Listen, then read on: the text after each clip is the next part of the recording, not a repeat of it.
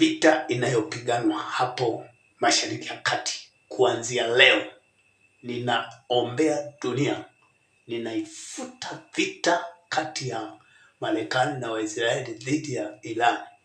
Ninaikomesha vita ikome kwa jina la Yesu. Na nyamazisha kimya vita ili uchumi ukakae vizuri kuanzia leo. Kwa jina la Yesu hakutakuwepo na vita.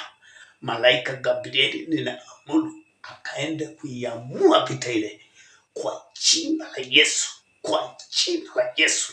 Na ule mlango unaopitisha mafuta kuanzia sasa ninafuta watu kuzuia mlango ule, na kuanzia sasa mafuta yaanze kupita katika jina la Yesu. Ninaamuru mafuta yaanze kupita sasa kwa jina la Yesu aliye hai. Ninaamuru malaika Mikaeli na Gabrieli watu waingilie kati na kuifuta ile vita na kuisimamisha ile vita ikanyamaze kimya kwa jina la Yesu. Amen.